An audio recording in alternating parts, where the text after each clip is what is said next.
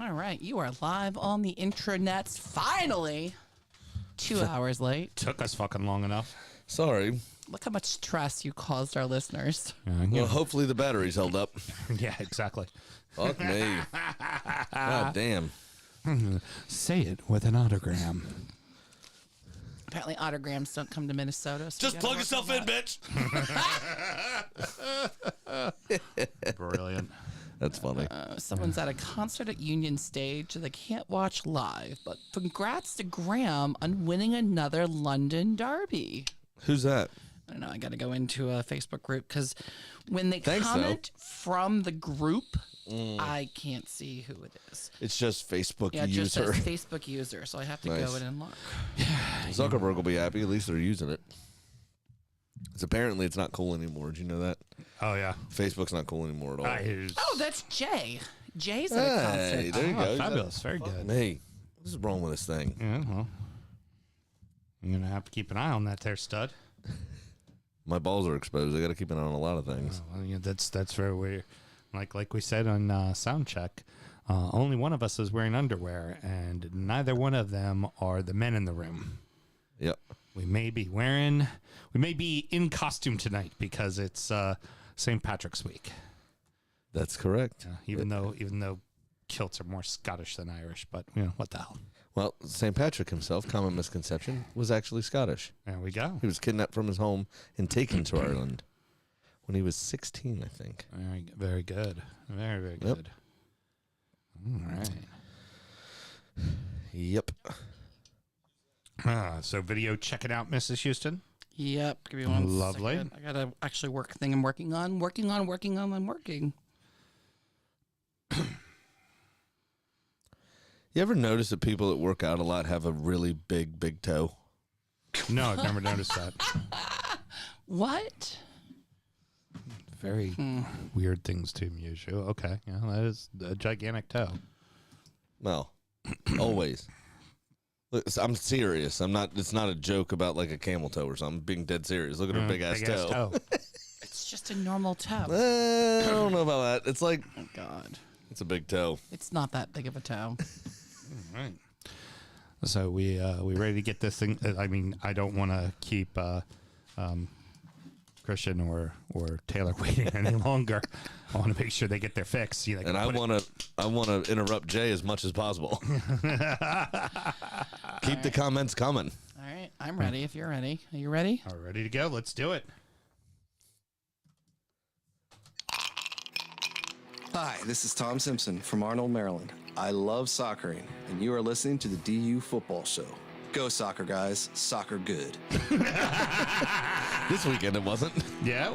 No. In fact, it's so bad we're gonna just talk about the bottom of the table for the most part. Yeah, pretty much. Newsflash is everybody. But hey, good news. You know what it is.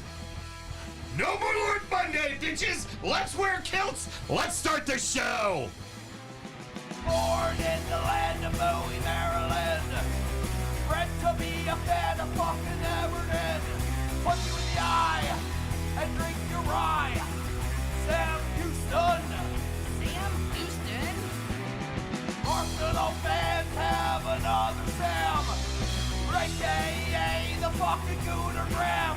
Snub of my lord. Looks great in shorts. Sam Grammy. Sam Graham. Drunkard United!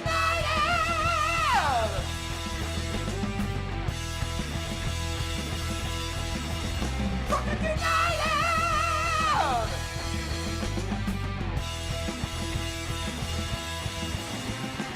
Hello and welcome to the DU Football Show, a completely biased recap of the English Premier League as told by two common American schmucks. I am your host, Sam Houston, and across the way from me, free balling it like me, my co-host, That's right. Mr. Samuel Graham. How you doing, Sammy? Not bad. How are you? I feel good. I'm feeling loose and airy, and it's all just That's like lovely. It's wonderful down there, isn't it? Lovely stuff. Thank Yes. God we don't live in Tennessee. Oh, yeah, exactly. It's St. Patrick's week, so myself and Mr. Graham may or may not be sporting our kilts tonight. We are. And via, just to confirm, actually, not via, but just to confirm, through our theme song, I also look great in a kilt. Very Not just good. shorts. How you doing, buddy? I'm good. Mel wants to say something. I was just going to say, it smells very musty in here. I did have to work all day before I came, and I rushed through the old poopy at home before I got here, so... That's my balls, Mel. That's my balls. We're recording at the DU Public House just outside the nation's capital. You can check us out on all podcast platforms. Please be sure to rate, subscribe, review, and share with a footballing friend. Should you want to chat with us, there is many ways that you can. Mr. Graham, please tell the good people how they can get in touch. Absolutely. It's at DU Football Show on all the social medias and dufootballshow@gmail.com to get in touch via email. You also want to make sure you find the closed group. That's Drunkard United FC, DRUNKARD, United FC on Facebook. Ask to join it. It's a ton of fun. That's where most of the hashtag bans happen. The Manx were really fucking noisy. And then not. And then they drew Southampton. Well, then they lost to Liverpool 7-0. Then they drew Southampton. Well, they got very mouthy right after Liverpool lost to Bournemouth. Oh, And yeah. For that whole day, it was all the jokes. And Yeah, that's true. I had to give them a quick public service reminder that they had lost 7-0 to Liverpool. Yeah. You know, I'm just telling And you then right drew Southampton. Hey, Manx, right now, like seriously. Southampton are better than you. Yeah, yes. And Bournemouth are too, actually. Allow me to tell you this. You think we beat Kenny down with the 9-0 references? There's another one. Just wait till you see what we do about your 7-0 loss. Historic loss. Has been 90 years since it's happened to Liverpool 7-0. Yeah. 7-0. Sam and myself both work in the wine and spirit industry, both have a deep, passionate love for all things distilled spirits. So as the red-blooded Americans we are, we vow to have a drink in our hand throughout this show and every single show. Mr. Graham, the stars aligned, the moons lined up, and we got lucky. We got ourselves an Irish on the week of St. Patrick's Day. Yes, we do. This one's actually from Northern Ireland, but it comes into you ranked number 7 + 1. Mm-hmm. Which Manchester United didn't get 1. They did have 7 scored against them, though. Anyway, this is Limavady single malt, single barrel Irish whiskey. It comes from Northern Ireland, about 40 miles outside of Belfast. This is single barrel, full transparency. Number 39 is what got the ranking. Mm-hmm.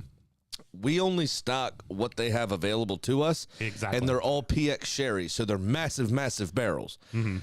But we don't have number 39 in stock yet. This is number 94. So we're already well beyond. It's just the way it goes. I mean, that's what we did with the larceny we did until we had a friend who was able to get us each a 1 ounce pour of this very specific barrel that won Best Whiskey of the Year. I don't mind doing it. It's a store owner of mine, manager of mine, House of Liquors. Yeah, that was very... Go see him, buy stuff from his store up in Westminster, Maryland. He's a good guy. That was very, very cool to be able to do that. But, I mean, that's just going to happen when you have certain single barrels. It's a very specific... I mean, last year's Maker's Mark, we don't get that Maker's Mark unless our buddy Ken, a Manchester United fan who recently lost to Liverpool 7-0, was able to give us... I'm also pretty sure Ray's in the chat's watching. Oh, fabulous. Interestingly enough, he left 7 comments on Facebook last week before the loss. Speaking of chats. Hold on real quick. Before the chat, this week, though, 0 comments. Oh. Christian says he is drinking Michener's. Thanks to, that's what I said. Thanks to your recommendation. Das Eigentor. Well, Das Igniter. Das Eigentor. Christian, since you're watching live, is it the Michter's American whiskey that I had mentioned, or is it like you did one of the Michter's bourbons or rye? Because I know the one I did for Firehawk when he had asked about different whiskeys, I said for American whiskey to get the Michter's Blue Label American whiskey. That's just, it's fucking stellar. Yes. Oops, autocorrect. Uh-huh. I don't know. I'm still waiting for the rest of the answer. That's all right. The rye. Okay. The rye. The rye. Okay, the rye is also very good. They don't have. What's the autocorrect for Michter's? There's not a bad bottle of whiskey from Michter's. They make Michter's does good stuff. exceptional stuff. Mitchers. right. Mitch, I gotcha. Get to the write-up, my friend. Yeah, we should probably do that. It comes in at 92 proof. It runs $50 or so on the shelf. It is readily available, so this is not one that is ultra marked up or anything like that. You can find this very easily. Yeah. It's rated 94 by the panel. It's an Irish single malt, as I said, and your blurb comes to you from Johnny McCormick. Racist. Limavadi's master distiller, Daryl McNally, who I've met, actually. I've met Daryl as well. Went out drinking with him for a night. Fucking fantastic, brilliant, dude. brilliant guy. He's awesome. McNally's masterstroke has been to take the lead on single barrel releases within the Irish whiskey scene. This sourced single malt is triple distilled from 100% malted Irish barley, matured in first fill bourbon barrels, and finished in PX casks. Pedro Jimenez, for those that don't know, delivering a lusciously sweet combination of barley, sugar, butterscotch, candied orange peel, and pepperiness. Now working in partnership with Whistlepig, McNally, a former distiller at Bushmills and Dublin Liberties Distilleries, is hoping that success will enable a new Limavady distillery to be built one day. Until then, we can enjoy the singularly original dram. He's a lot like how Pickerel was. Knows how to pick fucking great barrels. Oh, yeah. Really. And this is delicious. The butterscotch really stands out to me on the front palate. You get that nice little sweetness. It's delicious, but then it finishes right, almost like a Whistlepig. Big pepper bomb at the end, and good alcohol over the middle palate, which is what you want, really. I know I'm drinking whiskey drinking this bottle. Also, not a ton of cerealness to it that a lot of just a lot of single malts in general, barley-based whiskeys will have. Yeah. The triple distillation does a nice job of smoothing it out, but without removing the flavor. So a lot of times, like, we all know we all love Jameson, right? But Jameson is triple distilled. It's kind of meant to be the vodka of whiskey. It's meant to be very approachable, very easy to mix, very easy to shoot. And when a lot of other Irish whiskeys have imitated what they've done, which has gone to make people think that, oh, an Irish whiskey has to be triple distilled. No, it's not. Twice distilled. Yep. All whiskey is twice distilled. You can be triple distilled by choice, and the industry leader does it, and a lot of people copy that. And a lot of times they fall short. This does not fall short. No. This has got a lot going on. The two barrels really offer a ton. It is a lovely whiskey, a great price point. I got a lot of stone fruit as well over the mid palate, like apricot, kind of like that sort of stuff. Maybe even, I'm probably not going to say that out loud. Yeah. Say maybe a little pomegranate-y kind of finish, but I don't know. It's delicious, though. It does need some water for me. I'll give you some tart. I'll give you some tart on that. Yeah, I'd give you a little tart. I wouldn't go so far as to say pomegranate, but I would say tart of the pomegranate. Okay, fine. I need a little water with this, though, personally. I think it drinks much better over ice. Good news, you've got a one with ice already. Yes. Already poured it. Well, for that's what I'm saying. you. Yeah, here, Mel wants to try mine with the ice because she had her own neat as well. I don't mind it neat, but I think the water just opens it up so much. The depth of flavor is just brilliant. It does. It's so much less cereally after being poured on ice. Yeah, absolutely. So apparently Mel wants a- more. No, I was trying to hand you the glass. Sorry. Oh, okay, Now, one thing I will I say, have 4 beverages around me. Mel is fine. I do sell this brand. This is my brand. I will say this. Multi-beverage Mel. I will MBM. I will isn't that no MBA. I hate the topper. Yeah, it's a top. It annoys the absolute fuck out of me. Yeah, because It is a glass topper on a glass bottle with a ring of very sturdy rubber in there. And it's also like a bulbous round top to it as well, which makes it makes a son of a bitch to get a good grab on. Yeah, exactly. It's tough. Let it be known. Yeah, go ahead. Nothing. Don't worry about it. Yeah, because Just I move said on. bulbous because I said bulbous top. I knew exactly. Bulbous, but hard to get a grip on. You know, it's the constant struggle of my life, Mr. Graham. What else do we got to do? Always remember to wank responsibly. Drink responsibly. Let's Sorry. do this. Cheers, my good man. Cheers. That's got to be better. That is better. There it we is. go. Still not better. Right. Switch into the mug, while brilliant, has offered less cheersing opportunities. Mug, while fun, does not always go in the eye. Does not cheers well. Oh. That's a Riedel. Oh, it's not a Riedel. It's just a Glencairn. Oh, just a regular The Glencairn. Riedel's really pop. clanker. They really pop. They really do the old clanking. And Mr. Graham, you're soon going to be cracking a can of something, right, as well, to go along with that Irish Oh, whiskey? of course I will. What did you get a crack Well, for? we'll talk about it here in a minute. All right, excellent. I'll make sure they know. And if they can't discern it by the sound, they really shouldn't be listening to the show, should they? Very good. But please do keep listening. Remember, Graham is Judging you, but needs your help. Scott Anglo American. Aye.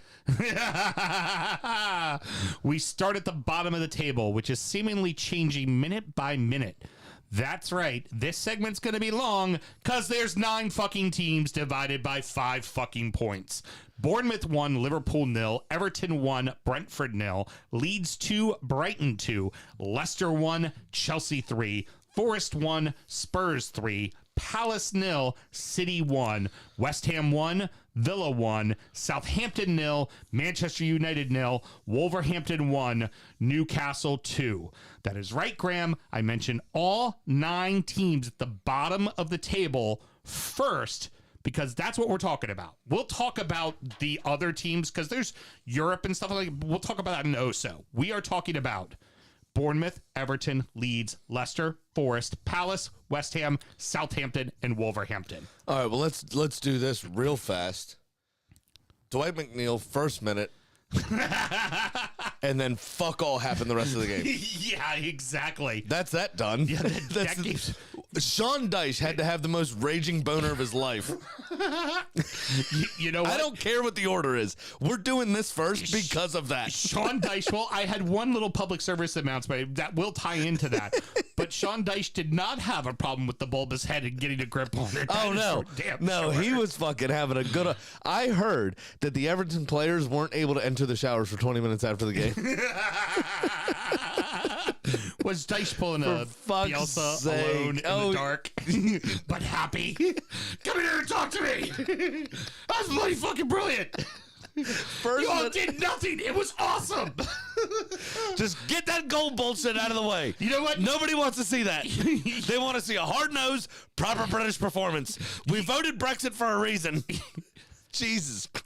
He sat them all in the locker room and went, you know what you know what it is? You all looking like a defensive Sean Dyche club. That's what you all looking like. And if you don't, I'll slap you with a wet salmon. Oh my Whatever God. he said. Slap you with a wet fish. I would like to Fucking officially let it be known VAR has changed from clear and obvious to kinda and sorta is pretty much how it's Yeah. gonna work. No shit. What's worth mentioning in this is that there's 3 different calls that were definitely wrong that could have very much changed outcomes of the game. And let's face it, when we're talking about 5 points between 12th and 20th, those VAR decisions Are massive. can and will affect the outcome of who goes down this season. Big and time. some of the ones that we got to talk about, and we'll talk about right off the bat. Damari Gray's handball. Yep. Could it have been a handball? Sure. Yep. Did the video show any evidence that it was clear and obviously a handball? Nope. There was no angle that showed anything. So if you don't have a clear and obvious error, the VAR call on shouldn't the be- field should stand. stands, Yeah. which was what? It's supposed to stand. It's a goal. It's Yeah. a fucking goal. Well, the other piece of that, too, is look at what happened, and we'll come on to it when we talk about their game, but what happened with against City. Mm-hmm. And that penalty that ultimately won them that game. Mm-hmm. Pretty It's, fucking was it soft. Stephen Taylor? I don't know why Stephen Taylor sticks in my head, but that's not who it was. Doesn't matter. Not the point. Yeah. But you can make an argument for why that shouldn't be a penalty. There's absolutely an argument. Ultimately, I think the penalty should happen, but it ultimately, It was Ezzy who ended up getting the soft foul that got called for the penalty. That got called for the penalty. No. It was the handball. It was the header. No, that's Bournemouth. Oh, that was Bournemouth. It was You're right. Bournemouth. Yeah, so it might have been Stephen See, Taylor. there were so many fucking VAR fuck ups. They I all have no blur idea into what's one. going on. Yeah, fuck Picada. And it's so fucking boring. I hate talking about VAR. I'm And so I know sick this of is this. going to piss off Smokey and other Iron supporters, but I'm sorry. Piqueda's was weak. The only thing Piqueda fell over was his own 2 feet as he purposely clicked them together to fall on the ground. Now, I would also say, for me as an Everton fan, if that went my way, I went, woohoo, woo, we got away with one. But I'd at least admit we got away with one. Well, yeah. And then, frankly, Fabio Vieira tripped over his own feet and got a free kick called for him. Exactly. Weird.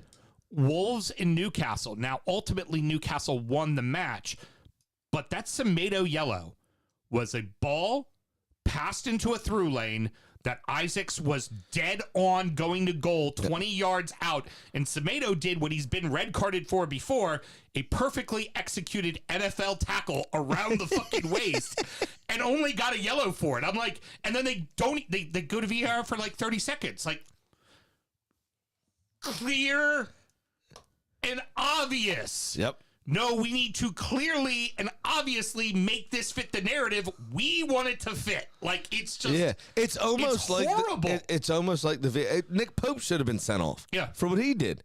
It's almost like the VAR officials don't want to be VAR officials. Yeah. They want to tank the system on purpose.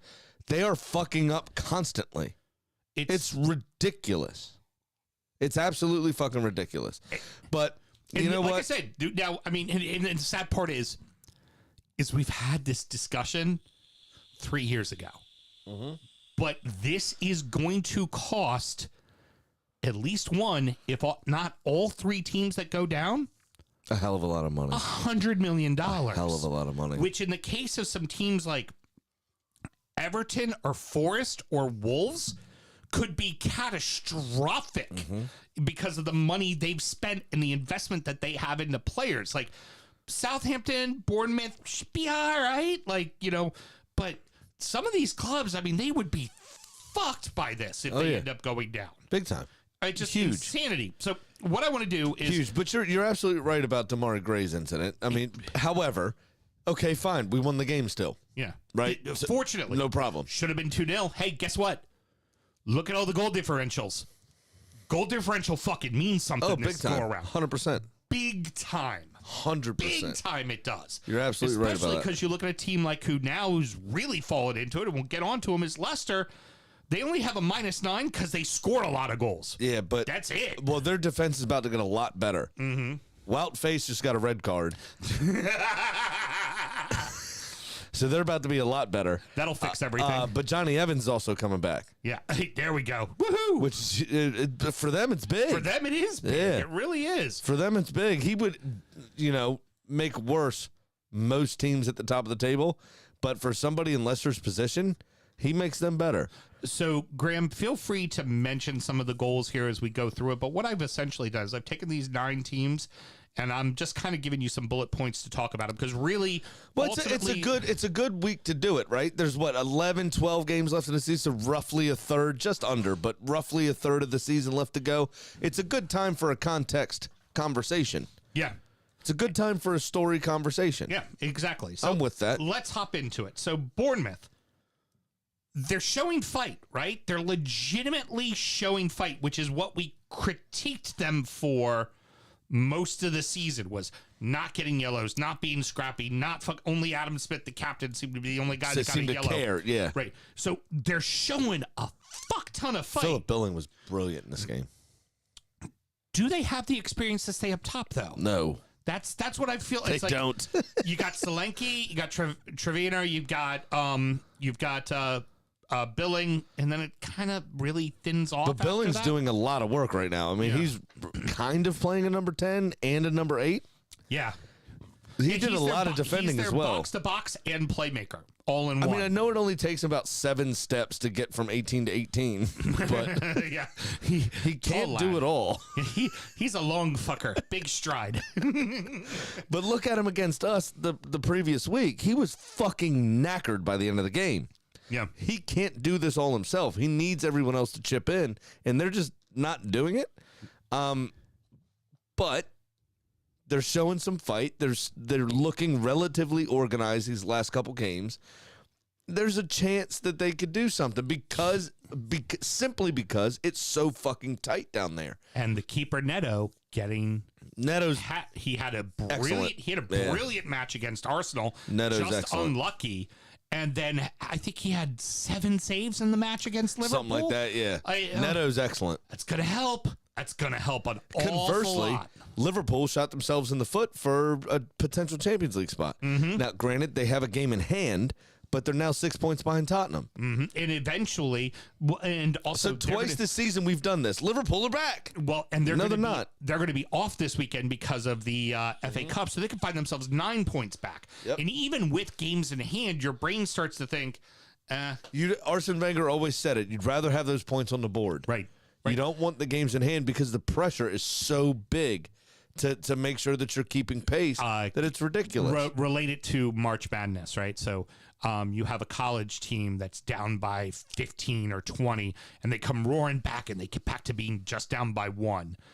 And then it all falls apart, and you see them down by 10 again. That's exactly what it kind of feels like in that situation for absolutely. Liverpool. But we're going to talk about them in the next segment anyways. But let's move on.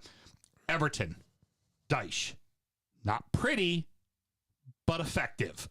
10 points in 7 matches so far. That's a fucking W for Everton. I told you. Yeah. The Dyche difference. You have good players there. Yeah. They're not going to win you the league. They're not going to get you Champions League. But you have a solid 12th place team. Yeah. And there's no reason they should have been performing the way they were. That is Frank Lampard's fault. Yeah. Oh, yeah. Now, the owners absolutely have their deficiencies. The board have their deficiencies. That does need to be rectified. I agree with that statement. However, Frank Lampard was not getting his job done. He wasn't doing his bit. Now, the thing that I And Sean Dyche comes in and does it. And the reason I did this, and I'm glad you came back to this game, is it perfectly signifies Dyche ball. We had all the excitement of the goal in the first 30 seconds of talking about this, and now we revisited the same thing now a second time, and it's boring as fuck for everybody else. Yeah, it really is. Now, the one thing that concerns me with Everton and should concern if you're looking at all of these teams, Everton can't score. No. They cannot score goals. Because it's Sean Dyche, get it? That Everton just cannot score.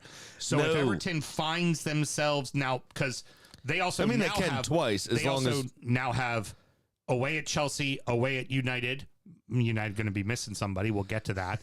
And then home to Tottenham. So they got 3 tough ones coming up. And honestly, you come out of that with a point, you're happy? yeah. Like, I mean, it's going to depend on who everybody else plays, but I'm with you. Right. The problem is what 12th through 20th are separated by 3 points and 10 goals or something. 12th through 20th is 5. 5 points and 10 goals or whatever it is. It's ridiculous. But 15th through 20th are separated by 3. Yeah. Like, So every it's week it's going to insanity. change. Yeah. It's nuts. And so keep it, But that's a shit run, man. Yeah. That's Yeah. a shit run next Yeah. couple weeks. Now, especially with Chelsea starting to find their stride. This, I think, was their 3rd win in the row in all competitions. You count the Champions League, but 3rd win in a row this weekend against Leicester. But also- is Potter starting to figure it out? Maybe. But also, if there's someone who's going to keep a team out of the net, it's Everton and Dyche. That's what they're going to do, and then you go to United. Unless you're playing Arsenal, yeah. And you're United, right. when they're missing a certain someone, look like shit in the middle of the fucking pitch, which, again, we'll get to that in a second, who the certain someone they're going to be Yeah, but missing what is. was weird is they had him. Didn't they have him in against Liverpool? No, he wasn't back in. He yet. wasn't there. So Yeah. when he's not there, they concede 7. Yeah, you're saying. exactly. And then Spurs on the road look like dog shit. They did just lose to fucking Wolves 1-0 at Wolverhampton. They do look like They really do. All right, moving on to the next one. Leeds, who get a big draw. So the first 2 were wins for these teams. It got them out of the drop. Leeds get a big draw, but then they still find themselves sitting in the drop zone currently. They can score goals, but they give up just as much. so many goals. Is Gracia going to be the difference? They look more organized. Yes, I will say that this game is a loss. Yeah. 6 weeks ago. Yeah. Oh, God, yes, it is. But now Absolutely Gracia is it here. He seems to have organized. I mean, think how Watford was under him before they canned him. For the most part, they stayed organized and they got stuff done. The problem was scoring goals again. Bamford back on the score sheet is huge for them. Here, something you see that's very big in that regards too. All 3 of these matches at Bournemouth, at Everton, at Leeds. With all of these teams, home cooking is very important. And Oh, yeah. I'll mention one down the stretch that's super important. And Jack Harrison scoring an own goal and then coming back with a right-footed goal, to be honest, Yeah. is surprising in and of itself. But a right-footed goal of that quality for that player was brilliant, the way he cut in and just a perfectly driven ball. I mean, it's weird because it had pace. It was driven, but it still kind of looped. Right. It was a strange strike, but it was excellent. Took Kepa completely out of the game. Yep. Agreed. Not Kepa, Sanchez. Sanchez. Sorry. That's okay. All good. I was reading something for coming up here. So, Leicester can score goals, but they give up is just as much. Sounded like the sentence I just said. Right? Why does it feel different? I'll give you my opinion first. Gracia, new manager bump, trying to organize. Rodgers been there for a while. They're not going to dump him. He's either going to sink the ship or he's going to keep him up, and they'll worry about it at the end of the season because, frankly, they don't have a ton of cash right now coming in because of, as you've mentioned, their real legitimate business that makes them money got very impacted by COVID. Yep. If they really feel like they are a team dropping like a fucking stone right now. There's two in particular that are really dropping like a stone, and they're one of those two. Definitely they are. Now, the difference is going to be James Madison is better than James Ward-Prowse. There you go. So, Perfect. But these both teams are one-person teams, essentially. Now, you do get more from Leicester's supporting cast. Right. The problem is their defense and their goalkeeping situation is such shit that if Leicester had Bazunu, they'd be in 11th, wouldn't be a problem. Right. They'd be okay. Yeah, I don't disagree. I do But not the disagree. defense in front of Bazunu is so bad, and then the goalkeeper behind everybody else is so bad at Leicester, conversely, that they're just conceding so many fucking goals that it's ridiculous. I don't know where Jamie Vardy's been. Yeah. Since that court case, he's been non-existent.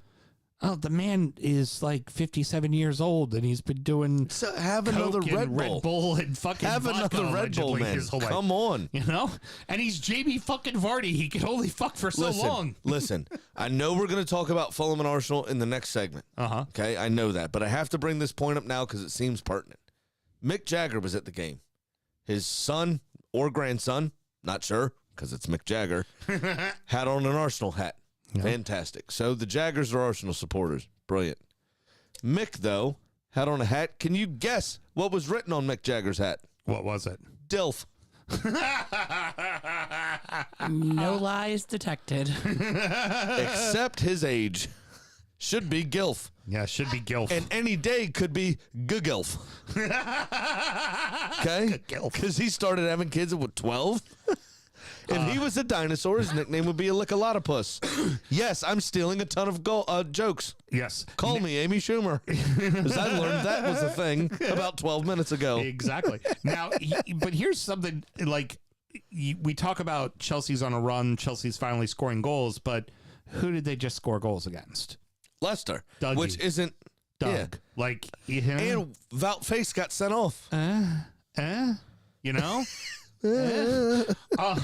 Continuing on, the other team that is dropping like a stone.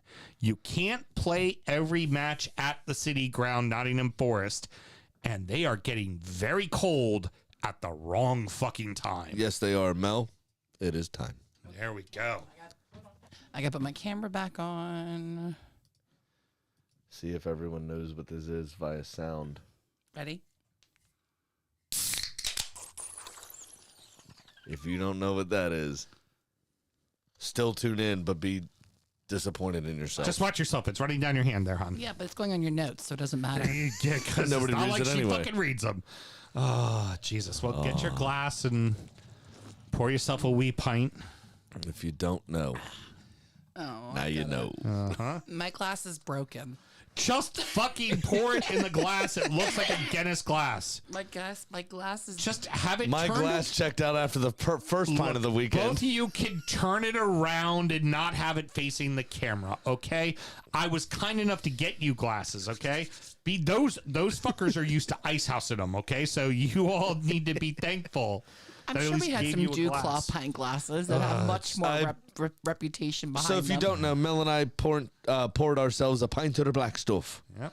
The old Guinness. There you go. And The pouring old it classic. properly, just pouring it right in, letting it settle. Look at all that lovely. I see yours, Sam, is already starting to separate. It's starting and to get settle a tappy. bit. Very good. Did you see Stephen Walsh's post this weekend of a poorly poured pint? No, I did not. And then I thought of a brilliant Instagram page for comedy purposes. Poorly poured pints already exists. Jaeger. Mick Jagger has 2 grandkids. That's Yeah, what so I said, Gilf. Gilf. Yeah, I Yeah, read it as Jaeger. Gilf, I don't know Not why. Dilf. I'll sit on Grandpa's lap. Forest is getting cold at the wrong time. Yes, they are. And Not they can't good. rely on city ground forever. Now, you know what pains me here? I bet real money on this game. Oh, yeah. Because Forest away from home, obviously, don't have their people. Right. So I bet Tottenham to cover the spread in real money. Tottenham to cover the spread. There to be over 2.5 goals in the game. Okay. Harry Kane to score. That all happened. And then someone, I can't remember who. Oh, Son to have at least one shot on target, which he scored. So 'Cause he obviously scored. he did. Fraser Forrester and those giant fucking tree trunk legs. Thank you. You saved the spread for me in the 94th minute. And your boy won $94.57. There we go. Yay. Get in. Doesn't help me on the show, but it's good. Real life cash money you hit. That's right. Kane's goals were decent. Yeah. They were fine. Things you would expect Harry Kane to do. Yeah, but how did the match open? Oh, didn't Richarlison score? Well, No, no, wait. he didn't. No. But he did shush his manager. And then it was probably ruled out for offside again. How does one, and I think Richarlison, with all the stars aligning, is the only one who can do it. How does one Spursy Everton that? You know what this is? Like, how? How does one Spursy Everton that? Richarlison. That's how it happens. If anybody is familiar with the trials and tribulations of one Kevin Keegan. Now, a lot of his issues were off the pitch. He was a brilliant footballer. But I've never heard of a player involved in an international incident with some crockery from a different country coming back from a Champions League game. Right. Well, European Cup game in his day. I've never heard of, anyone else opening up a soccer-themed theme park that did not do well. Yeah, exactly. Kevin Keegan Soccer Circus. But on-field antics, just being hapless and fucked up, Richarlison has to be the Kevin Keegan of Kevin Keegan off-field antics, in my opinion, because that's now 2 goals that he's had ruled out for offside, one of which he was yellow carded for. Yes, because he ripped off his shirt. Because he ripped his shirt off after not scoring. Right. And then this one, he shushed his manager, who he himself talked shit about midweek in the press. Yeah. Yeah. And Conte didn't say anything. Conte was like, so who I'm are you not arsed. shushing? I'm not arsed. It's okay. How can you shush him? He didn't say anything. Yeah. I don't disagree with what he said. He has been playing like shit. Like, it was just like, well, it's funny because you think of like, Weird. because then you look at what like Everton, like his first match was, scoring a brace and winning over the crowd and just like, and then, scoring the goal and picking up the fucking flare and like just like this like icon of a fucking club, and then just Spursies the fuck out of it. He will be loaned out to some no-name Turkish team in 6 months' time. Won't be a problem. I'm loaned down to an Everton Football Club. I would. Let's pull the old Steven Pienaar. You went to Spurs, didn't work out. Come back, son. Come on back. For a lot cheaper. We'll take care. Right back. It's not a problem. Loan move, they pay half the bill. That'll work out just fine. Stephen Worrell got a good goal. Yeah. He also had some trials and tribulations at the beginning of the season. So good for him. He's their long-serving captain. Yeah, I gotta say, this is the team I'm probably most worried about. plunging down, yeah, I'm with you. Because I don't Agree. know if the But I think their stadium is so not toxic but that they may of be safe. the 580,000 different combinations they could put on the field, I think there may be too much tinkering. I don't feel good about it. And this is also one of those clubs that if they go down, I think it will be detrimental. Yeah, it could be. Because the amount of money that they've spent and everything. for sure. Yeah, like, I don't. And what happens if Koppel decides to lift off? Yeah, so like I don't feel that about Bournemouth because Bournemouth really didn't put a ton of money into the club coming up. I know you're very happy with that. What if something bad happens and Nottingham Forest decide to put in a probe into the Premier League? Oh, Jesus Christ! You're very. Koppel's an alien. Let's agree. I know. Jesus Christ. Yes. He's not from here. Southampton's going very young, so you feel like they're going to retain a lot of those players. If they go down, they'll probably come right back up. Like there's certain teams you look at and you go, they should be okay. Forest is one that worries me if they go down because will all the money line up? Will they have spent too much money? Yeah, it happened last time. How much of those players do they end up selling? Because it's like you look at a guy like Lingard that you're probably paying a fuck ton of wages on. Boatload of money. Hasn't played, been injured, and is gonna walk. Like he's gonna walk. You're not going to get anything for him. Yep. Like, and that's gonna be a big time problem for them. And I definitely worry for them. Crystal Palace. They've had a tough fixture run, and everybody talks about how they haven't won in this calendar year so far. They've been playing nothing but teams above them.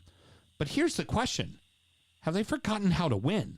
Because at least all these other clubs, they've been playing each other. They've been fighting. They've been getting points. Yeah, but Zaha's been injured. He's now got 2 games under his belt. I think they'll be okay. I think they'll figure it out. They're showing fight. They're doing things correctly. I mean, City. They got the right coach. City were completely bereft of ideas all game. Oh, yeah. I mean, Palace played the perfect game. It was one mistake that led to a penalty. Yep. And that is why they lost. Otherwise, that game would be 0-0, and you guys would be 6 or 7 points ahead in the league. Correct. Absolutely the case. Agree. City has to be kissing their asses saying thank you that we got away with that one. 100%. God, And they nicked it. They stole it. I was going to say, how do you say for a team like Manchester City that they had a snatch and grab? Because it's what it was. And it just hit me. I mean, it's unlucky for Elise. I mistaked it with the Bournemouth situation earlier. It was Elise who was coming back to help defend, who really it isn't his job. He just ran into the guy. And just was a bit overzealous, and that's what it is. It just got a bit unfortunate. Yeah. And Haaland did well to finish it, but he had 3 or 4 chances on the doorstep that he failed to put away. I mean, I don't know what's going on with him. Kevin De Bruyne supposedly had illness a couple of weeks ago. Why hasn't he been starting now? Yeah. Like what? There's some sort of rift, it seems, in that City dressing room, and they are completely bereft of ideas. It takes an individual moment of brilliance from either Grealish or Mahrez on occasion or Silva on occasion or Haaland to create a half yard of space because they're not doing it. They're in second on pure talent. As a team. Yeah. They're in second on pure talent. 100%. It's really strange to be watching it, but that's how good they are, right? I mean, they're eking out these wins, but they shouldn't be. They deserve to draw this game. They could pull a U where you beat Leicester both times that they won the title. They could beat you both times and you guys still win the title. Exactly. It's how it could honestly end up. Yeah, 100%. Moving on to West Ham. They feel too good to go down. They really do. Do you think the McRib might be a distraction? Yeah, big time. They went fairly deep in each of the cups. I don't think Moyes has figured out his team yet. I don't know that he actually wanted these players because of how little he's used them. Yeah, and injuries, and then you have like Paqueta and Fornals kind of offer you the same thing, which is funny because you look at the other side of the pitch with Villa, where they have Coutinho and Emi Buendia, and it was very clear Coutinho was a Gerrard move, and Unai Emery is, nope, I'm selling all fucking Ings. I'm not fucking playing Coutinho. It's Emi Buendia and it's Ollie Watkins, and you guys are going to go do it. I'm putting all my faith into you boys to go do it. And you look at that on, conversely on the other side, you're right. I don't know if Moyes knows what his lineup is. I think it was it Smokey I was talking about earlier made a really good comment in our closed group that Danny Ings plays great with a partner. So why is he up there by himself? That's a Moyes lineup. A Moyes lineup is a lone striker with a 10 behind him. Yeah. That is what it was at Everton. It's what it is at So then It's what it was at United. It's what it was at Sunderland. everywhere. That's not Ings. That's not what he does best. Yeah. But He's that's what it great was. with a partner, or he's great coming in at the 80th minute. I mean, you can only expect so much from a 40-year-old. Ings was the buy that West Ham made, like what Newcastle did last year when they bought Chris Wood. We are going to take away a guy from someone so the other teams can't get him, because Everton was in big time talks to get Ings. So was Southampton to bring him back. And that was, I think, a move by West Ham to go, we're taking him so they don't have him, is really what it comes down to. I still ultimately feel like West Ham's too good to go down. There's too much talent on that team to go down. I know, but being too big to go down is the problem, yeah? Yeah. That's the age-old thing that Fuck around gets and- you fucking relegated. Fuck around and find out in the last 2 games of the season they have to get double wins to stay up. That could really be the case. That It could absolutely really be the could. case. 100%. So Southampton, even when things go right, even when they go right, still find themselves in last place. Yeah. This is kind of constant for them. Like, it seems like they're about to dig themselves out. They get the right result, still in 19th or 20th. The win at Everton, a huge win, still found themselves at the bottom of the table. Besides Kenny, who even watched this game? I certainly didn't. Yeah. I heard Casemiro got a red from someone else. Actually, from a mouthy Manchester United supporters who I heard that from. They are a completely different team with Casemiro in the midfield. They are world beaters with him in the midfield. They are one of the best clubs in England with him in the midfield. When they don't have him in the midfield, they are ordinary as fuck. Yep. Well, I mean, it doesn't help going down to 10 men, but Yeah. yeah, But still. it's just a shit game. Yeah. It was another boring. just shit game. But for Southampton, you're at Old Trafford. They get a guy sent off. Get the draw. Oh, it's definitely a point gained. And also, De Gea had to make a couple of fucking worldies to keep Theo Walcott, of all people, Theo fucking Walcott out. Yeah. Twice. I'm sure you like him back. Yeah, no, thank you. Why? No. Quality. You keep living that pro Arsenal agenda. Final team, Wolves. Only 5 points safe. They're the ones in 12th place currently. They're great at home. On the road. But here's the big thing. Their last 11 matches, 5 of them are against the teams we just talked about. And of those 5, 3 of them in their building. Yep. They shoot themselves in the foot a lot, and they should be further out of it than they are. Well, Jimenez had a goal disallowed in this game as well. So I think they will be eventually out of it. But really how the schedule lines up, they just need to beat the fucking teams around them. Which, when you see they have 5 of those and 3 of them are at home, those 3 better be fucking at least 7 points. They gotta be. Yeah, you're absolutely right. They need the points on the board If to those solidify. are 7 points, they're safe. Those 7 points solidify makes where they them are. safe. That is exactly what it does. You know who scared me is Almiron. After he scored, do you see the celebrations? Oh my God, his face. He looked like Antonio Conte. He was gonna fucking kill somebody. Oh, he transformed. It was bad. That makes me nervous. I don't like it. All right, Because so, Miggy is always kind of nice. yeah. I like Miggy. Nice guy. I don't like that side of Miggy. That makes Andy South American never too far away from a razor blade. Yeah, I'm It just makes me nervous. He'd shank you in a heartbeat. Fucking yeah, he did have crazy eyes. He's He got a looked like he went- sawed-off toothbrush somewhere in the vicinity. I don't like it. All right, Graham. Final question of this segment.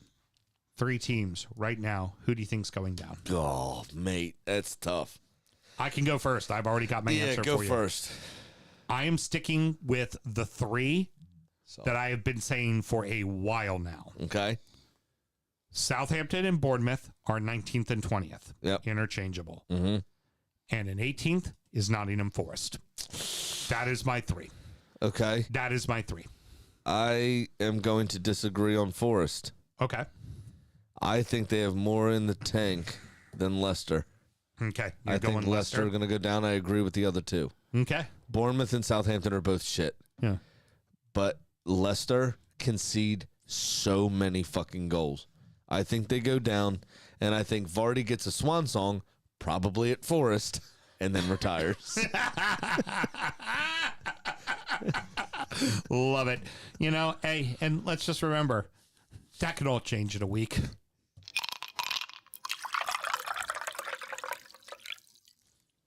Rounding out the rest of the league, and so that happened. Arsenal 3, Fulham 2. Top of the league. Say we are top of the league. That's it. That's how so that happened. Fulham and Arsenal. Because we just covered all the other fucking games. That's all it needs to be. That's all it needs to be. We are top of the league. Yep. I said we are top of the league. Yes, Mel. I like on your notes, Arsenal Fulham. Just let Graham talk.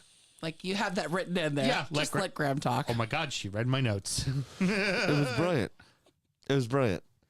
It was just a good, confident, excellent performance. It helped that Paulinho was not there, obviously. That helps a lot. Big time. They're a very different team with him in the middle of the pitch. Yeah, but I don't think it would have. We did dominate the midfield, but I don't think it would have mattered much. We were on it. We were ready to go. Trossard has the unique opportunity of being the first player in Premier League history to have an away day first half, or any half, but a hat trick of assists in one half of a game. Yep. So that's pretty cool. All brilliant fucking passes. I think two of which were left-footed, weren't they? Not his strong foot either. They were pretty fucking brilliant. Odegaard had a great goal, which is excellent to see him back on the score sheet. He played very well, tracked back, actually put some tackles in without getting cards. Gabriel from a corner, good header, and then Gabriel Martinelli with a header. Yeah, which was I know. Go figure. Fantastic as well. It was just a good, strong Champions performance. Just professional job. Kill him early, make him feel the pain, get the fuck out of Dodge. And that's what we did. I mean, Fulham had none of the play. And for maybe about 12 minutes in the second half, Fulham didn't really provide much of the game. Arsenal dominated pretty much every facet of the game. Yeah. It was phenomenal. So we're going to go ahead and take kind of a look at... And Leno had to make a couple of saves as well. So kind of the top half of the table. I think it's safe to say it's a two-team race now. Mm-hmm. It's Arsenal and it's City. And the only thing that makes me think that City still has a shot is because they're fucking City.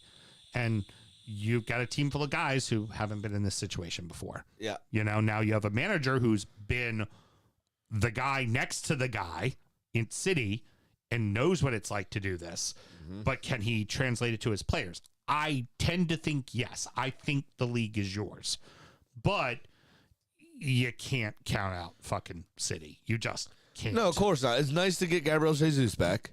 That, of course, is very helpful. That means we now have 5 players that can kind of translate across that front line. And if somebody's not performing, there's competition for places. Exactly. So Which is great. They're going to push each other. They're going to make each other work. Yep. Which just makes everyone better in general. That's why City is so good. That's why Liverpool over the last couple of years has been so good. Is there's competition for those places. Yep. If you're not playing well, fuck off. We have somebody else that can do this. So everybody takes it upon themselves to play better. I think we win the league. I'm starting to really believe that.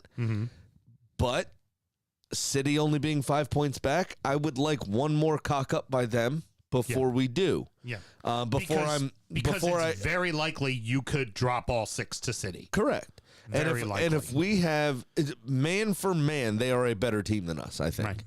But they are less of a team than we Then are. you are. Yeah. Right. I mean, dare we say Arteta's out coaching fucking Pep right now? Absolutely, 100%. He is 100%. He is because Pep hasn't figured out how to not have De Bruyne not in the squad, if that makes sense. Without De Bruyne, City are a very different proposition, and for 4 weeks they haven't had him, and they don't look very good. Okay, so we're going to go ahead and move on from this because we've had enough time somehow making so that happened a pro Arsenal agenda. But and we're going to go ahead and talk about it. We're going to go ahead and talk about the Champions League spots. We know who 1 and 2 are going to be. 3 and 4 are separated very closely, and it looks like 4 teams are kind of in the running for it. Yes. I'd say really 3, and the 4th is on the outside looking in. They can't score goals, which is difficult. Yeah, but they also don't give up any goals, which helps. Well, you know? this new Nick Pope is kind of weird. Yeah, he has been a little weird. He's Mr. Reliable for the last 7 or 8 years, and now all of a sudden he's fucking handballing outside the box. He's clattering into people. Hey, look, we all know his infinity with Burger King. Maybe it's Impossible Pope. I don't know. Like, he's all over the fucking place. I don't know what's happening. We got United, we have Tottenham, we got Liverpool, and we have Newcastle.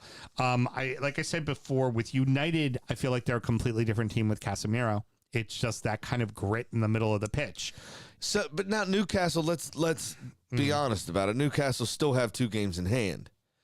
So should they come through that, I don't know who they're against, but should One's against us. So think us and their building should be a win for them. That should be 3 points. So if we do that, they're only a point back from Tottenham. And if they win their second game in hand, they're tied on points with Manchester United. That being said, they only have 1 game in hand on Manchester United. They also have a game in hand on the rest of the league. Yeah. United do. So they would still be 3 points ahead of if they win theirs. Right. But over the last 2 weeks, we've seen, can they? Yeah, exactly. So this is going to be a very tight race. Tottenham love to get in their own way. They really do. That's so Spursy is a sentence for a reason. Yeah. Yeah. And that's not me talking pro Arsenal agenda. We say how Spursy all the time. Serious. How Spursy. Yeah. So why did I use that as a reference earlier in the fucking show? Because they're fucking Spursy. Do you remember It's that what season they do. put that stripe? Sam, say it one more time to make sure it's show title. Okay, sure. Spursy Everton that. I don't know. Impossible Pope's right fucking up there. Yeah, Impossible Pope's pretty good. Impossible Pope is pretty good. And then Liverpool makes this great charge, but then just completely Shit's the bed again. Their midfield, it's some of the best midfielders to ever play the game, but they're old. Mm-hmm. They're real old. And they're big old. And it's become the answer for Klopp to do what honestly lower half of the table teams do when they're down. Put 5 strikers on the pitch. Oh yeah. Fabinho looks like he's about 43 years old. It doesn't work when you do that move, because you've seen, like, I've seen Everton do it a bunch of times before, where you just throw all the strikers out there. It's like, let's put Shink Tae-Son out there instead of and pull off Idrissa Gueye. Oh, why did that team score a goal in the fucking 90th minute? I don't know, because there was 5 fucking strikers and no fucking midfield. Yeah. But there's the difference. You're throwing on 5 Shink Tae-Sons. Yeah. Liverpool are throwing on Diogo Jota. That's different. Then why no goal against Bournemouth? Well, because they couldn't figure it out. Because Mo Salah decided to put his penalty out for a fucking throw-in. Right. The ultimate thing that I talk about for in as that high regard, as Harry Kane's was in the World Cup. His was that far wide. Yeah, it was absolutely absurd. Yeah, I'm surprised it didn't go out for a fucking corner down the other end. It was so wide. We thought he was aiming for Atlantic City, and he somehow ended in San Diego. What is he? The International Man of Mystery? Exactly, International Man of Mystery. Bi-coastal. Thank you very much. Hey, you know what? Mm-hmm. They're gonna find Salah's penalty in about 2,000 years in some pyramid in Scoutside. Very good. Yeah, that's racist and sexist all in one thing somehow. All in one. Fuck me. The problem with can't even that make a good joke anymore. Is that just doesn't work. If what you do is just throw a bunch of strikers at the issue, any good organized team is going to be able to stop that, no matter how talented you are. Yeah. Because someone's got to get them the ball. And there's not somebody out there to get him the ball. Like, it's not going to happen. And that's what I'm starting to fear for Liverpool, is that they made the big charge and they may still just fall off short. So you're saying throwing money at the situation doesn't work, right? Todd Bowley. And this is the on-field equivalent of that. They're just throwing strikers at the situation. Fair enough. I'll give you that Yeah, one. is that... Yes. Right. Moving on to Europa and the McRib Cup. Newcastle, I think, is firmly, if they're not going to Champions League, they're definitely 5th place or 6th place. They're going to Europa. They do have a game in hand on Liverpool, Yeah. and they already have a 2-point lead. So they could extend that to 5 should they win their game in hand. They're going, I do think they still have to play each other, though, this season, if I'm they've not already mistaken. played each They other. played twice. They played twice. They just recently, remember Pope, Impossible Pope, doing the, I'm going to dive at the ball. No, with my that's head, right. but- Yeah, duh. But make a shoestring grab that the NFL deemed a touchdown because he lifted it up just off the ground with his fingertips. You know, I forgot about that. You're right. That was against Liverpool, wasn't it? Now, you also throw Brighton in the mix. Brighton have only played 24 games. So they have a game in hand on Newcastle. Now, granted, they are 5 points back currently. hold on, Mel. I know exactly what you were thinking. Spursy Everton that. If you say it one more I am time. not going to Spursy Everton that. Thank you. 5 times. Boom. Bazenga. Title. Fuck. That's also going to be a title. So, but you've got this situation here where Brighton have 2 games in hand on Liverpool. They're only 3 points back. Yep. So they could be 3 points. Liverpool could find themselves on the outside looking in 7th place. And Fulham has lost the last 2, but they've been great all season. You do wonder. Now, but maybe everybody it's above them, Brighton have 3 games in hand. Yeah. Liverpool have a game in hand, and Newcastle have 2 games in hand on Fulham. and also So Fulham. they're going to be mid-table for me. I don't think they're going to be able to make up that difference. Well, also Fulham. Let's face it, too. This weekend, and we're going to talk about it when we do injury time. We're also going to talk about the FA Cup quarters. They have a chance to go to the semis, and I gotta figure if they get past United and make it to the semis, everything's going to be on trying to win an FA Cup. That's absolutely what it's going to be for Fulham. Which will secure them Europa League status. Precisely. And screw over whoever ends up being in 7th, which wouldn't it be great if it was Liverpool? Because they are I'd love that. they are absolutely safe, in my opinion. And And then- on 39 points, they're absolutely safe. And then couple that with Brentford, who until this loss hadn't lost since fucking October. Now, of course, there was the World Cup break, but they had been on fucking fire. Here was the thing, and this was my big concern with them coming to Everton was, okay, they don't play well on the road. We saw them play very poorly against Leeds, but you know Yep. what they didn't do at Leeds? Lose. Correct. They managed a 0-0 draw. So even when they're at their worst, they figure out a way to still get a point. This was the first time they didn't get that point in a long time. Yeah, another shit thing for Fulham, though, if you look at this table here, Brentford are on 25 games, so they have 2 games in hand on Fulham. Mm-hmm. Then you look behind them to Chelsea. Chelsea are on 26 games, Fulham on 27, so they have a game in hand. If Chelsea win their game in hand, they pop up to 7th place on 40 points. But Brentford could win both their games in hand and be on 44. Yeah. And drop Chelsea down into 8th again. So Chelsea could get fucked out of a European place because of the charge of these other teams as well. Agreed. Brentford could find themselves bubble boys on the cusp, but not getting in. Yeah. If they do what they're supposed to do, and then Chelsea, the only way I see for them, honestly, they're still in the Champions League. They took Dortmund out midweek. I think they might just have a proper go at the Champions League again I have a feeling that's exactly what they're going to do. and try to figure that out. And we already know that Graham Potter's kind of experience on the continent is proving better in Europe than it is domestically. Yeah, it really has been. So this is going to be a very, very interesting race for these European spots. Also, as is, don't look now. Villa's even on points with fucking Chelsea in 11th place. that's true. So they're on not out of it either. And on the same number of games. Yeah. So they have the same number of games in hand on the teams above them as well. But it's Unai Emery. Don't expect too much. I tend to think Keep saying that, and we're doing better every week. So Yeah, but we have higher standards at our club. do you? Yeah, we do. Oh, Better. A lot better. Let's see how that works what's out. gonna 'cause be- You've already put it out there. what's going to be funny is I think we're going to end up seeing I think it's going to be Newcastle, Brighton, and Liverpool in some order between 5th and 7th place. Now,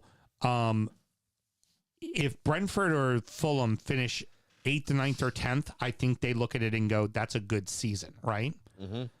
If either one of those two clubs finish in 11th and Villa finishes in the top 10, it's going to feel like a season lost, like an opportunity lost. Yeah. Whereas Villa, if they finish in 11th place, they'll be like, all right, well, we had a real shit start. We figured out a way to solidify the ship. Let's move towards next season. It's weird. It's almost like how Everton finished in 10th place the 1 year with Ancelotti, and Leeds finished in 9th, and it was still like, okay, we finished in 10th, but it was, we played City the last game of the year, and we got our asses kicked. We had a chance at 5th, that kind of like, there's so many, like, what do those teams take, and how do they work with it? And honestly, for Villa, Brighton, and Fulham, not going to Europe, but having a good year, probably a good thing. You'll have a little more money in the coffers next year, and you can make a proper run at Europe after that fact. I think all three of those clubs, you want to be in Europe. Of course you do. It's a good amount of money. It's exciting, but I don't think it's necessarily a bad thing if they don't. I don't necessarily disagree with you there. I think Newcastle will probably finish where they're supposed to be because of how organized they are in a Europa League spot. So I think the other two are going to be on the outside looking in. But Brentford definitely have something to build on. Even the loss of Ivan Toney, possibly. And then you look at Villa, they're doing better than they were. Really, they don't want to qualify for Champions League ever because of the man in charge guarantees you a Europa League win. Yeah, exactly. You're going to get a Europa League type. That's right, Mel. If it's Europa and Villa's there, just know Unai Emery wins that trophy. That's his favorite shit. He's won it 4 fucking times. You're going to have another European trophy to add to your fucking crown. So the idea is, right, is Villa builds on the season. Even if they finish in 10th, fine. Right. But they build on the season and move forward. They try to find somebody that's a bit more prolific maybe than Ollie Watkins. What I worry about with Liverpool, I don't know that they'll be able to fix all their issues in one go. How can you bet on an entire new midfield? Europa League or just outside of Europe may be the new thing for them for 2-3 seasons as they rebuild. Are they going to be prepared to do that? Here's what it's. There's a lot of context, not for now, for the next 3-4 seasons that may be playing out here in front of our faces. In a perfect and the world. Henrys are apparently open to selling. Yeah, in a perfect world. In a perfect world. Liverpool finish 7th. Chelsea finish 8th, end up out of Europe. And Fulham win the FA Cup. And Liverpool's out of Europe Both as of them well. are fucked. Yeah, I'm with that. I like that. Sure money. We're not going to talk about me. Go ahead. No, I fucked up again. I'm down $2,600. Now, the difference between you and me, Graham. All right. You make these like 5-leg parlays, right? Sure do. I at least make a sensible bet. No, mine was sensible last week. I bet it in real money. Obviously still lost.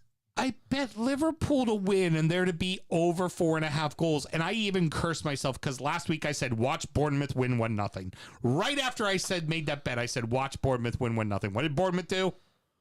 Win 1-0. Yeah. So this, I wrote, at least Liverpool lost.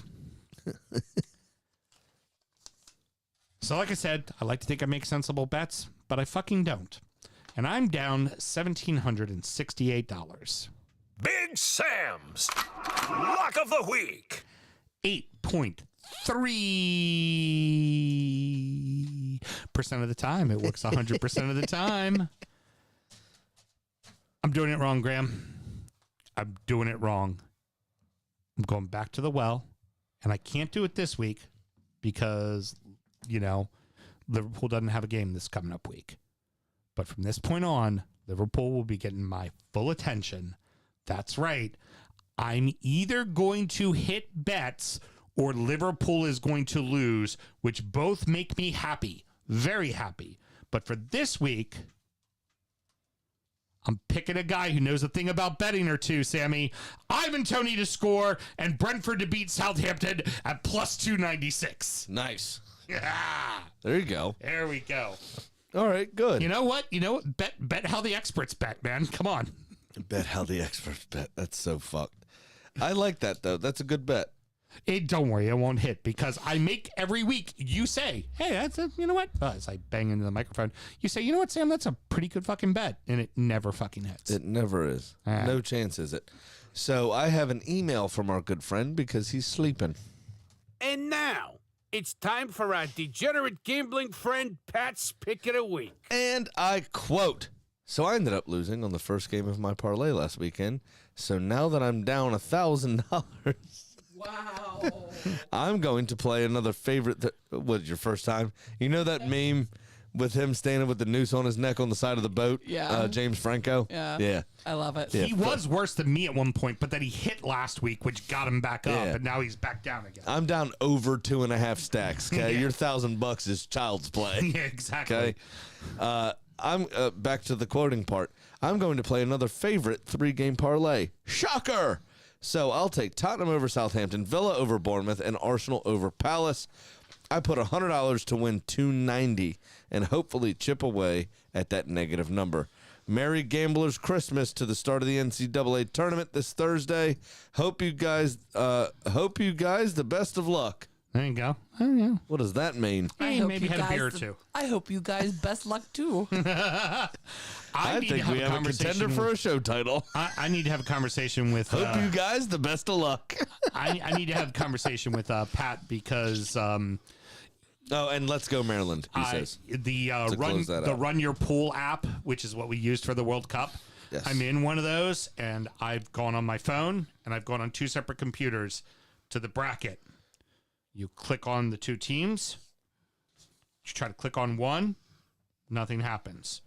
You try to click on it and drag it, nothing happens. You go to the next bracket, just 2 things light up. Like, you cannot legitimately actually pick the fucking bracket. Nice. So I know the gambler knows how to work the system, so I got to talk to him so he can tell me how to do it. Okay. Because I'm a boomer and I apparently can't figure out So for the app. So for that pool that Alan Brody's trying to get us to do, you're not in charge of it. No, I'm not in I charge told him of it. he's in charge of it. Yeah, he's in charge of it. He said it first. It's on him. He did that, and I said, it looks like you just volunteered yourself there, I Chief. believe that is the. I'd like to cite the legal case of "Ye who smelt it, dealt it." That is exactly it. I believe that has No jurisdiction in this case. How about that, Sam? Women can be funny too. Nice. Misogyny theater. Perfect. The All right. hands going really sells it. So thanks, Pat, as usual. By the way, click. I'm doing a sensible, very sensible 3-way parlay. Okay. Okay. Oh, my cup of losers. Just says big surprise. Yeah. It's about to say big surprise, but I can't write on that. Because you can't write. Preparation. That's really good for a show, you know. Thanks. I don't care how There you shitty go. your day was. You That could at least cup fucking is write getting it. dense. Well, it's for 2 fucking years. I haven't emptied it.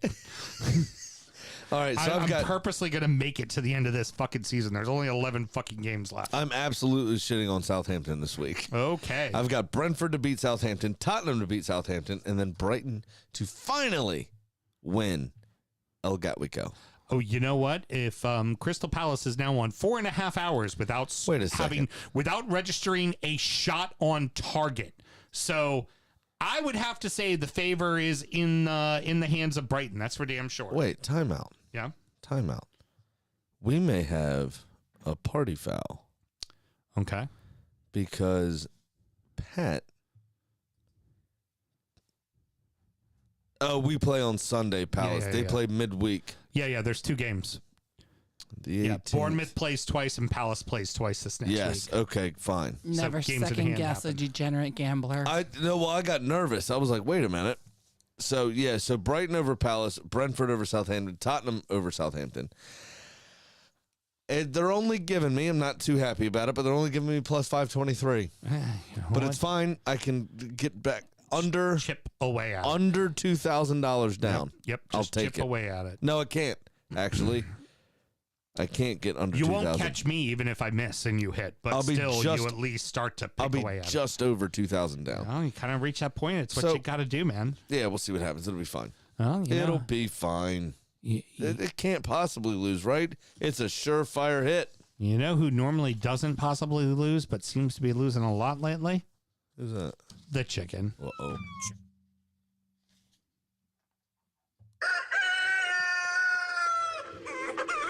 And the magic of editing, nobody will know. Nobody will know. But Except I us. know. I know. And those listening to us right now. And the lack of the mute button, which she will also edit out, but we know. You know it's funny, too. You know what? I'm just going to do this whole segment all over again. You know it's and funny. mute both of you. No, fuck you. You know it's funny. What? Is, you know how gin shut down England forever? Mm-hmm. Right? Or, well, for about 15 years or so. Guinness shut down Ireland forever. Yeah, it did. And Mel's fallen into that trap. Sounds really good the second time. Well, Kitty got greedy and split this weekend, so she sits at 12-14. Now, Kitty is still away, handling, more like avoiding, her financial obligations, but at least she's texting this week, which, you know what, that's progress. Yeah, it is something.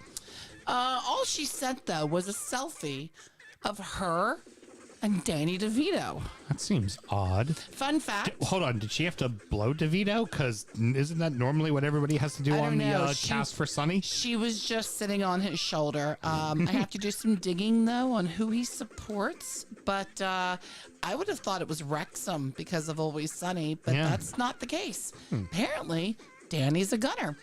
Can I just say he supports nobody because he's only 2'6"? Yeah. Danny's a gooner. I was going to make a joke about how I was really surprised that Danny wasn't that much taller than Kitty, but I decided not to do that joke. Sorry. Danny's I'll to be a gooner. But Danny's a gooner through and through, so it looks like she is picking Arsenal to beat Brejan's Crystal Palace. Very good. Very good. I do know what she was whispering in Danny DeVito's ear, though. What was that? Gamble legally and responsibly. Corner! Fuck. Get my way down. Championship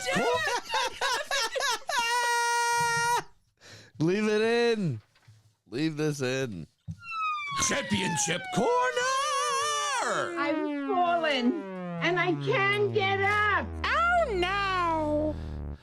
See, this is the brilliance of checking in on the show live, because if you listen to it tomorrow on your podcast platform of choice, you're going to hear a very, very clean show.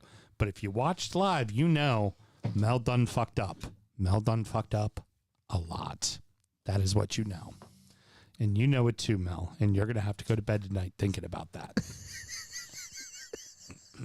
Funny, she wants the mute button now. Please, Mr. Graham, continue. I don't know if I can. It's brilliant. All right. We're not talking about a preview here, so we're going to go back to last Tuesday. Huddersfield and Bristol City tore it up 0-0. Neil Warnock, huge heart on. A 0-0 draw in England, in the heart of England, is like Viagra to Neil Warnock. Oh, yeah, it is. And that's what he got. Versus, actually, he used to manage Bristol City as well, so that is a Neil Warnock derby there, a Warlock derby, if you will. Sheffield United 1-0 over Reading, West Brom 1-0 over Wigan. So all the Tuesday action was fucking ripping and running. Jesus Christ. Dare one say perfect championship form. Oh my goodness. Stoke 3-2, over Blackburn on Friday. You get into Saturday's action. Bristol City rebounding 2-0 over Blackpool. Birmingham 2-0 over Rotherham. Burnley 3-0 back to winning ways over Wigan. Coventry and Hull City a 1-1 draw. Preston North End 2-0 over Cardiff. QPR 1-0 over Watford. Millwall 1-0 over Reading. Big playoff implications in that game. Luton 1-0 over Sheffield United.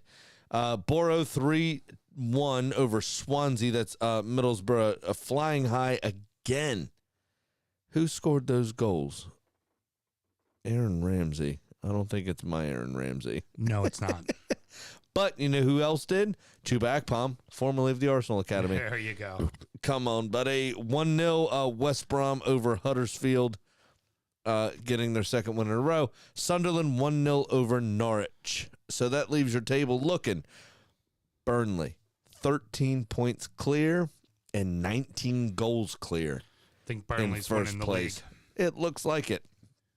Pretty much wrapped up, except for there's still 615 games to go. Hey, we're going to talk about it on Injury Time, Mr. Graham. Mm-hmm. Burnley may take themselves a scalp this weekend, and I fancy that they could in the FA Cup. It's possible. It's entirely possible. All right, so you have Sheffield United second place on 67 points with a plus 24 goal differential. And actually, the championship, look at this motherfucker. The championship, every single team is on 36 games played. Holy hell. Well done. Nicely So done. we have nothing to worry about there. Middlesbrough in third place on 63 points. Creeping up on They've been Sheffield United a little charging bit. up the table. Yeah.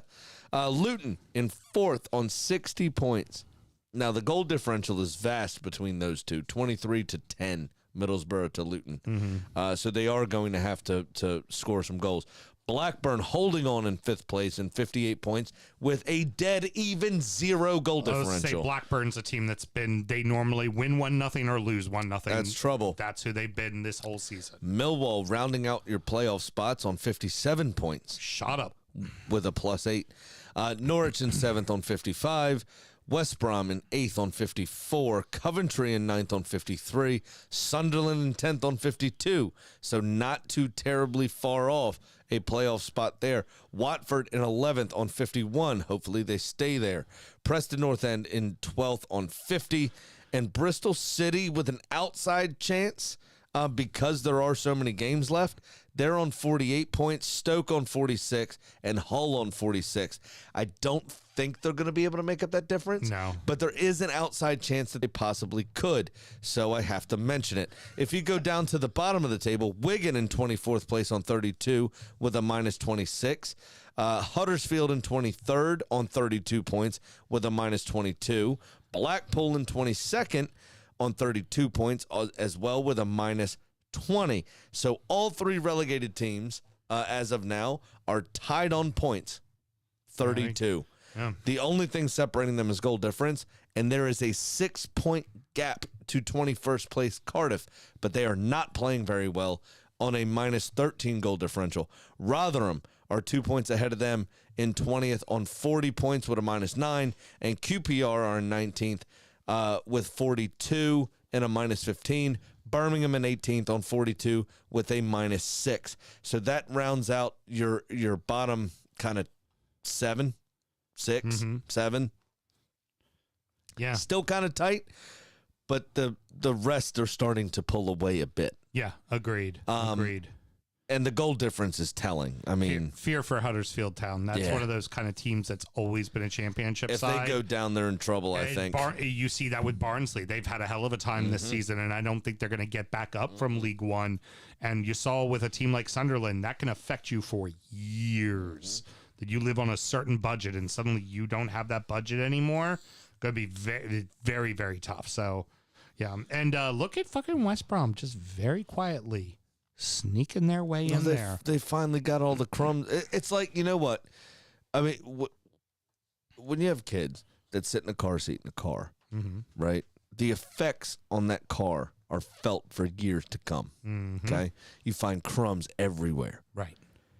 And this manager, I don't even know who it is, to be honest with you, but he has that hand vacuum on fucking lockdown, getting all the sausage roll crumbs out from Steve Bruce's under car Well seat said. situation. Okay? Well That's said. what's happening.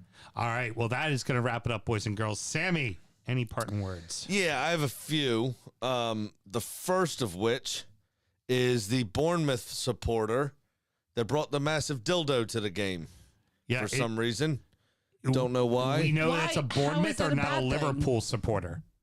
We've only just finished picking up the rubbish. Oh, in the away end at the Vitality. Sorry, it was a Liverpool supporter. I apologize. Massive dildo. Their wife is going to be super pissed they brought that to the football, judging by the veins and ball size Well, Liverpool did get fucked. and girth of it. Anyway, so there's that. There is a real life scenario that I'm not allowed to disclose names of, but vexes me to no end. A friend lost her nephew this past weekend, 3 years old, because he has neuroblastoma. And the doctor went to do a routine biopsy, got greedy, quote unquote. That is a self quote from the doctor. He got greedy, tried to take more of the tumor than he should have, or than he needed, rather. Not should have, but needed, and ended up nicking the young man's artery. Oh, Jesus. And he bled out over the course of 48 hours. Oh, my God. That's terrible. And a 3-year-old is now dead because a doctor got greedy. And advocate for your kids. Advocate for your loved ones. Doctors do a brilliant job most of the time, but they can get a bit greedy. They can get a bit God complexy. Don't let that happen. Stay on everything. Just let them do what they need to do and nothing more, nothing less. End of story. But it has to be said, and that really struck me this weekend and really grinded my gears. The other thing is, let journalists talk about the fuck they want to talk about. Hashtag BBC. So, match of the day. Yeah. Christian was just making sure you were going to cover this one. Of course. So the much beloved Saturday night program, because there is so much blackout on television of Premier League football, the much beloved and world-renowned match of the day highlight show with multiple pundits from multiple teams. You have Alan Shearer, Ian Wright. You have a ton of people.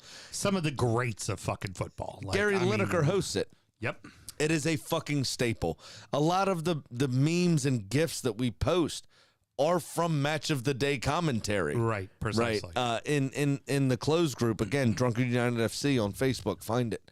And Gary Lineker said about a certain piece of legislation that is going into the House of Commons, I believe, this week, that some of the language in it is akin to some of the language in 1930s Germany. Yeah, the bill is essentially to outlaw any asylum seekers. Sorry, Right. fuck you, you're not allowed here. Correct. Which, as a free country, and also as one of the world powers, because they really are, sorry, doors should be open. Like, our country, doors should be fucking open. If there's someone seeking asylum, the door should be open. Yeah. It's just how it is. But I'll let you continue. My apologies. So basically, because of a tweet that Gary Lineker did surrounding this situation, this bill, the BBC suspended him because he violated their quote-unquote impartiality social media terms or whatever for their contracts. That being said, he's a football journalist, number one, my opinion. So him commenting on him being impartial or partial, rather, on politics doesn't bother me at all, to be honest. It's on Twitter. He didn't do it on the show. We both spoke about it earlier. There are multiple Tories that are contracted to the BBC that tweet shit all the time. And never got suspended. In trouble at all. Luckily for Gary Lineker, and it shouldn't have had to come to this, but every other former Premier League star that Match of the Day asked to do the show said, fuck you, bro, and didn't do the show. So they did not use the Match of the Day theme song. They did not use any of the monikers of Match of the Day. They had a 25-minute, quote-unquote, Premier League highlight show. And once again, footballers take the limelight to stand up for political freedoms. Yeah. Marcus nobody Rashford knew about. Marcus Rashford, feeding children and this, that, the other. Once again, people that aren't necessarily equipped to do so have found themselves in the necessary space to stand up for basic rights and win. Thank God they win. Never underestimate the brotherhood or sisterhood that is footballers. Yeah.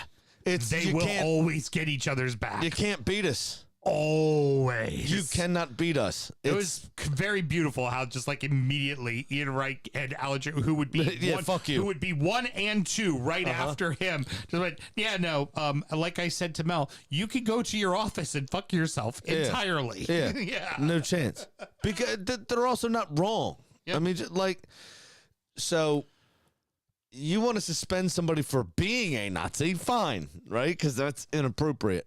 That's not okay. That's not acceptable. Funny. One of those Tories tweeted something out about Hitler and got in no trouble at all. No problem at all. Yeah, So, exactly. It's absolutely absurd, and the BBC are so terrified of the government that they just do these things. Well, again, It's all or nothing. It's all or nothing. I'll hold everybody accountable or hold nobody accountable. Once But again, you set the parameters that you're not going to hold one side accountable. This guy says something. He should be in the fucking clear. You've set precedent.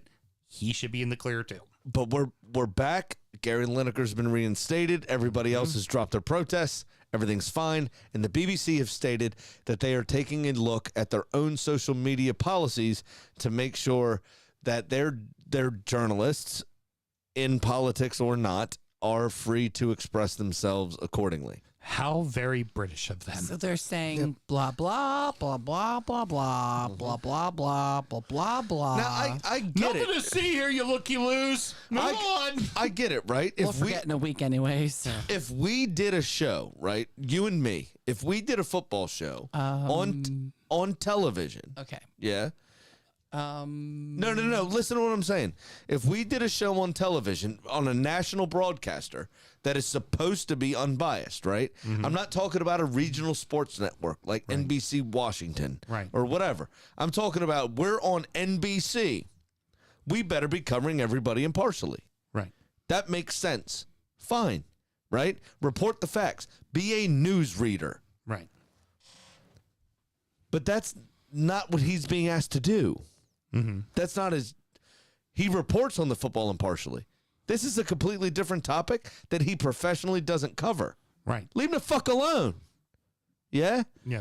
The other reporters, the other journalists, I'm sure cover their topics, quote unquote, properly. They are impartial. These are the facts. We're one of the only countries I've ever seen that national broadcasters broadcast opinion shows. Right. Yeah. Yeah. Our news network. Tucker is Carlson. talking- Our news. For better, well, for worse. And CNN on the other side. Both sides do it. It's completely But talking head opinionated But shows. fuck It's your not opinion. news. Fuck your opinion show. Right. Fuck your opinion show. Yeah. Do it. Just read the news. Yeah. Let me make my decision. Yeah. Let me do my research. Fine. Don't we? Or say we've done the research and this is what it shows, and that doesn't seem to be correct. Yeah. Great. No problem. This was an issue. It was a problem. It was a controversial bill to begin with. It's still yet to be voted on. Gary Lineker went outside of his journalistic bubble and posted a personal opinion, and the BBC tried to shut him down. And he said, fuck you. Got interviewed in a car, doubled down, and said, yeah, I'm not deleting that tweet. Fuck you. Yeah. And he's got his job again. Yeah. Well done. Yeah. Very good. Very good. And he can just be happy hosting his private parties in his club in Ibiza, and it's all good to go.